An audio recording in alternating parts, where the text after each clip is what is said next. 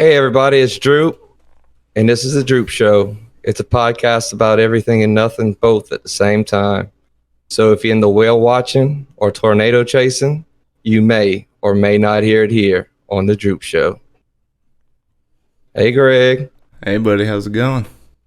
Oh, it's going good, man. How are you? Good. I'm glad to see you again. Yeah? I don't see you enough. Yeah. You pretty excited? Yeah, no, it's going to be a good episode for sure. So tonight we got Bayou Bombshell. You can follow her at Bayou Bombshell on Twitch and Twitter. Hello. Hello, how are you? I'm great, but I feel like the intro, the whale watching, I feel like that comment was directed at me. Oh, because, the Twitter. Yeah, I didn't even think about it. I'm kidding. So, how are you? I'm good. I'm, doing the best I can in this quarantine. Yeah, thanks for being on the show. We really appreciate it. Thanks for having me. So, the quarantine life's treating you rough right now? Yeah, I've been quarantined since March 12th was my last day at work. So I have gone nowhere except for 2 doctor's appointments. Yep, that's it. Yeah, and getting into the doctor can be kind of tough too, because you got to wait in your car some places. So Yep. So I get my groceries delivered. I don't have. I haven't gone anywhere. So, yeah, it's been a little rough, but we're healthy, so that's good. Yeah, that's all we can ask for. So Yeah. Tell us a little bit. What's going on with you? Who is Bayou Bombshell? Well, I'm quite complex. No, just well, I was born in Mexico, and I then lived in Oklahoma, then North Carolina, and I've been in Baton Rouge, Louisiana since I was 4. My mom's Mexican and my dad's Oklahoman. So I've grown up here in Louisiana. I speak Spanish and I speak English. And I teach Spanish and I play video games and I play music and I like to fish and I have a kid and I'm a mom and I'm a wife. And that's about sums me up, I think. So, but you spent a lot of time in Louisiana, so that Cajun Mex food? Oh yeah. Not Tex-Mex. It's got to be Cajun Mex. Well, right? It's actually a lot of just straight Mexican. Not much Tex-Mex. My mom cooks dinner. We get together at my mom's house, my parents' house every Sunday. So we have family dinner and it's always Mexican food. So my mom loves to cook. She cooks a lot of food. And yeah. So can you tell us about a little bit how you cook like a vegetarian Mexican meal? Vegetarian Mexican meal? I can't. Well, you take the tortilla and you slap some beans on it and some salsa, and there you go. I was about to say bean burrito. Done. Go to Taco Bell, cuz. I'm not. Yeah, I like to eat meat. Mm-hmm. So you grew up speaking Spanish, obviously, and you teach Spanish. Mm-hmm. And so I got a few questions because I got a friend at work who speaks Spanish. He's actually Mexican as well. Uh-huh. But so the Spanish is a little bit different, right? Like it's not the same the Spanish that you teach is not the same Spanish that you grew up speaking. Well, it just depends because it's just like English here and English in London and the English in Australia. You all have different accents, you have different words for certain things, but if you go to London, you go to Australia, you'll be able to understand each other, right? So it's just like we have a different accent, we have some different words. I speak Mexican Spanish. What's usually taught in schools is Spain Spanish, but when you teach a language, you also teach its culture. So I always make sure that I teach about, we say pluma in Mexico, but in Spain they say bolígrafo. But if you go to Spain and you say pluma, it's going to be fine. Everyone's going to understand you. So, you just have different words for things and stuff, but it's the same language. Well, the reason I bring that up is because I was going to try to learn some Spanish. So well, if he's Mexican, we're good. Yeah, no, but I was trying to learn some Spanish. So I was watching this Muzzy video, that big green dude. Yeah, no, okay. But so anyway, they were talking about peaches and they called it melocotón. Mm-hmm.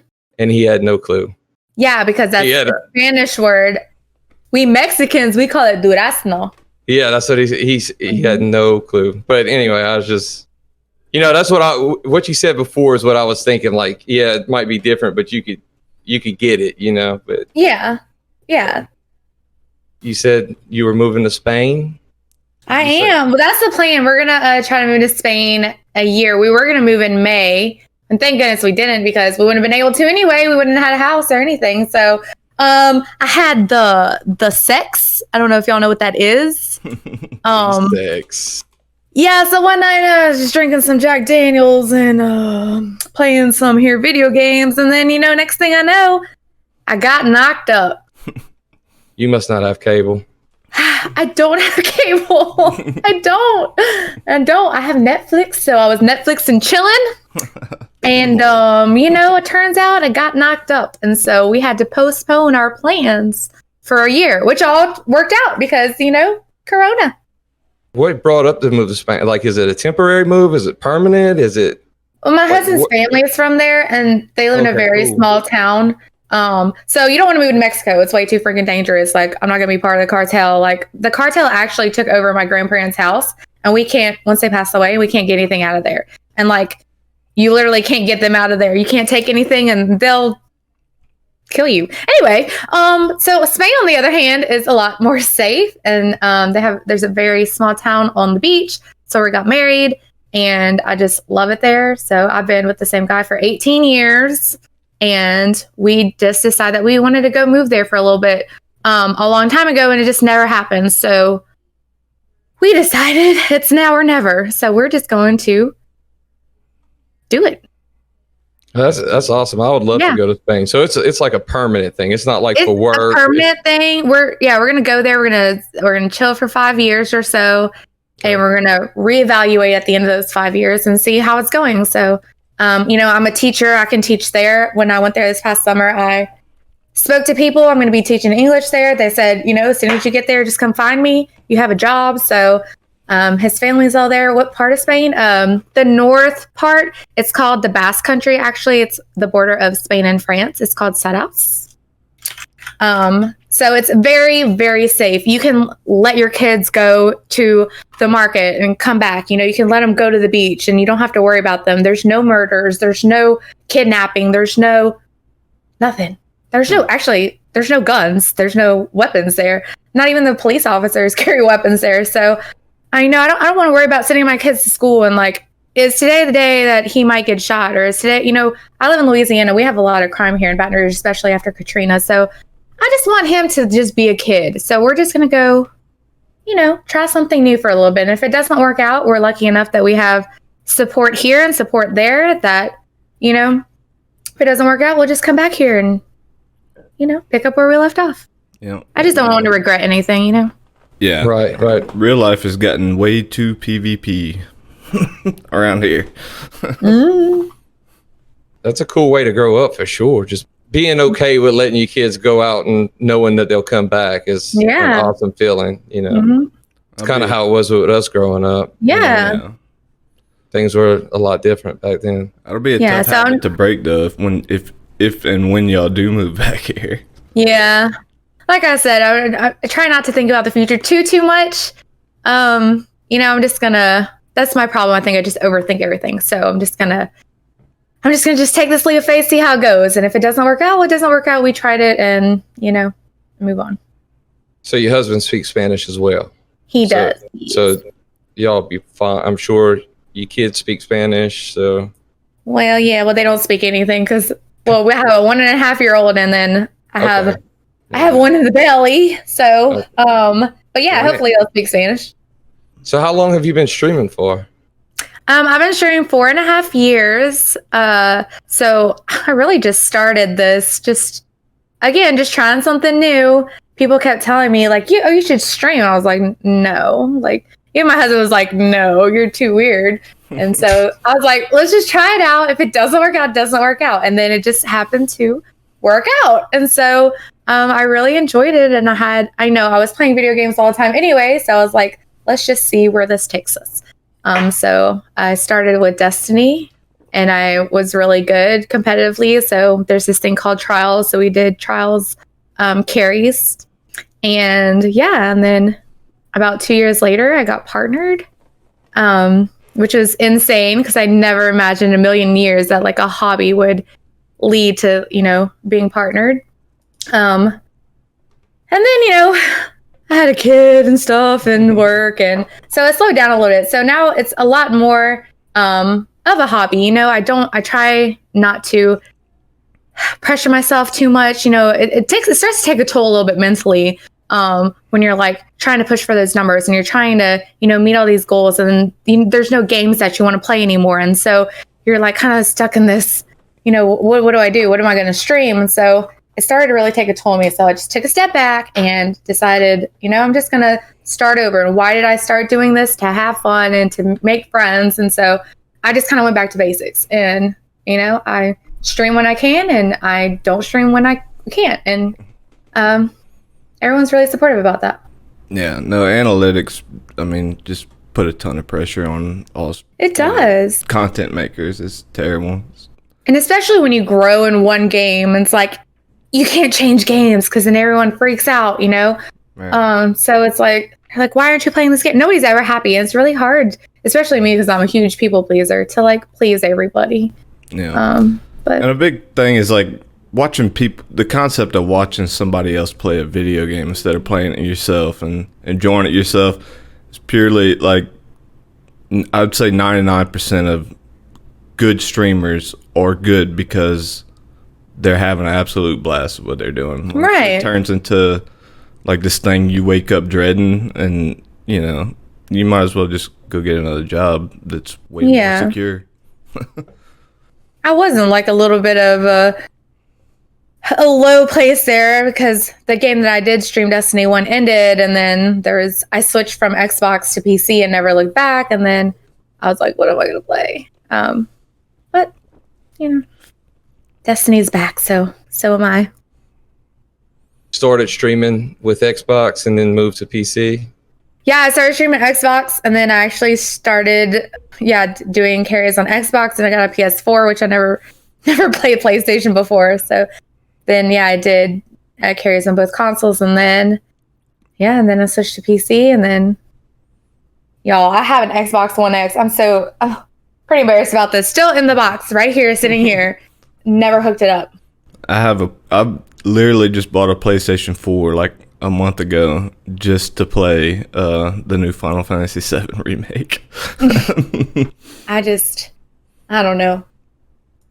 I can't go back to console. I kind of want to now. There's so many cheaters in the game that I play right now in Destiny 2, so like nobody wants to play on PC anymore. Everyone wants to go back to Xbox, so I might actually end up hooking this baby up. I sold the PlayStation, so I was like, I can't do this. I can't stream on 3 platforms. That's a lot. Yeah, and I know that's a huge issue on the new Call of Duty Battle Royale because they have crossplay and everything, and people are opting out of the crossplay servers and stuff because to stay away from PC servers. Yeah. So 4.5 years ago, how was Twitch? Because I know nothing about. I'm fairly new to Twitch, but 4.5 years ago, I'm pretty sure I didn't hear about Twitch. And it actually goes back way before then. I didn't really know about Twitch either. And I honestly don't even know like who introduced it to me, but I just started watching this girl, Miss Team KK, is really who I just started watching. I was like, oh my gosh, she's so cool. Like there weren't that many female, gamers like that actually played competitive games that I knew about. So when I found these, I was so drawn to these people, and I was like, okay, so I'm a little weird. Like I grew up, I have no boys in my family. I have no brothers. No girls in my family. I have no sisters. I have no girl cousins. Like I grew up around guys my whole life. I always had guy friends. I never had girlfriends. And when I saw these girls that were playing video games, I'm like, holy shit. Like they're like me. Like maybe I can find some friends. And I found so many girlfriends through playing video games and through Twitch. So it's really, really fun to go to like cons and stuff. It's like you're just surrounded by people that are just like you. And that's really, really awesome because I'm a little bit weird down here. You do a bunch of cons? Not a whole bunch. They had something that started out as Destiny Con, which is now Guardian Con, which is now GCX or something. They changed the name again this year, which is down in Florida. So I go to that every year. And Florida's then a great place. Yeah, come see us. It was very hot because it's in June. But yeah, we go there every year. Last summer it was me and 10 guys. We got a house and just partied it up all weekend. And then I went to my first TwitchCon last September too, which was so crazy. Like a goal in life for me was to go to TwitchCon as a partnered streamer. So that was like a highlight of my life. That was so awesome. And that's the only two I've been to. I mean, I've been to Guardian Con like 3 times and then TwitchCon. So how was that? Like live people, like if live followers coming up to you, was that cool? Like people. Oh, it's super cool. Yeah, I bet. Yeah, it's really it's crazy, especially like if some people I didn't meet, I met them 4 years ago when I started streaming. Some people have been in my stream, since I started, and then just to see them and hug them and hang out, and it's a lot of fun. It's just happy times. I'd imagine none of them look like you would anticipate from talking to them and stuff, right? I imagine. No, there's actually a lot of people are just really tall. I always make this collage of like the tall people of cons because everyone's so tall, and like I think everyone thinks like I'm taller than I'm 5'2", and like I don't know why, but all these guys are like over 6 feet easily, and it's just crazy. I just didn't think everyone was so tall. Nerds are the new super race. So tall. See, everybody thinks I'm way shorter than what I really am. I'm 6'6". So. What? No, I'm joking. How is that possible? Like if I stand up, I grow like 2 inches. Like I'm short. But your feet are swinging while you sit. They are. I'm swinging them. But I also have my chair all the way at the highest height. But when you go to like TwitchCon, does TwitchCon have like different levels? Because I know if you're a partner, right, they hook you up with stuff. There's specific areas that like viewers can't go that partners can and stuff. But is there different levels to that? Like, do the top tier guys get like a suite kind of deal in comparison to I wouldn't know because I'm not there. I wouldn't know, but yeah, they definitely have the partner area, where we went, it was like you go down the escalator that had food and drinks and you could just hang out outside, and for all the partners. And then if you're a partner, you could hit up the the Twitch store like ahead of time. But other than that, I don't really know. Yeah. But it was cool to see like I met Dr. Disrespect, also very tall. Yeah, no, I know. And they're just like walking around, like Amaranth was just walking around, and so it was really cool. Was there somebody that was like, as far as like other partners and stuff, was there somebody that was like surprising to you that they were like super cool, or anybody that was surprising to you that they were kind of a dick? Everyone, I have literally never met anyone that's a dick so far. So everyone's been really, really nice and really, really inviting, because I always feel weird. Like I don't want to like go up to somebody and be like, hey, like what? It's weird, like, oh, I don't know. But everyone's super, super nice. And, most of the really big streamers, they're like, come up to me, like, come say hi. Like, I want you to come say hi. Don't be scared. I'm just a person, blah, blah, blah. So, yeah. And I just started getting into this game called Twitch Sings, like a year ago when I was in a rut with gaming. And I'm not a singer, but I would just, have some drinks, do some karaoke type things, and then get knocked up and having a baby. And so they had this whole Twitch Sings set up there. So I got to meet people that I played Destiny with and Fortnite with and PUBG with and Twitch Sings with. And it was just like a variety of all these people in one con, which is a lot different than it is if like you go to like Destiny Con, which is just Destiny players, Yeah. So like everybody was there, and that was really, really cool. And you're also pretty good friends with like some other streamers like locally, right? Yeah. So one of my best friends is Flower Child. She lives in New Orleans. I met her through playing Destiny. She was super competitive. She loves country music. She plays music. We both play guitar, and she's getting married in December, and I'm a bridesmaid. Like we hang out. Awesome. We went to Gatlinburg, played some music. So yeah. Was she a cheerleader for the Saints? Yeah, she was a cheerleader for the Saints. Yep. Yeah, for really 3 years. Yeah. The very, very cool. The best. Duval. I don't even know what that is. Who dat? Go Jags. Did you say who dat? Go Jags. Oh, who dat? Okay, yeah, I got it. Got you. Yeah. It's my accent. It's that Sounds junk like that. microphone he just bought. I know, because I was streaming a while back, probably closer, I don't know, maybe a year into your streaming. I started streaming, I think, when we met. I guess about 3 I was years drinking ago. a lot at the time. Yeah, well, that was what I was going to say. That's one thing that's definitely changed with Twitch is their, Oh, man. the stuff that you could do back then compared to now. You can't get away with a lot of stuff we used to do. I'm pretty sure I used to have a command in your chat. Yeah, that you probably still do, honestly. Exclamation point Cajun TM would bring up a video from a Oh, drinking yeah, you stream dancing. that Oh, I my did. God. Somebody donated $100 for me to dance, and yeah, Somebody check that. still exists. Good times. My thoughts not on, but I gotta check it later. That's funny. Yeah.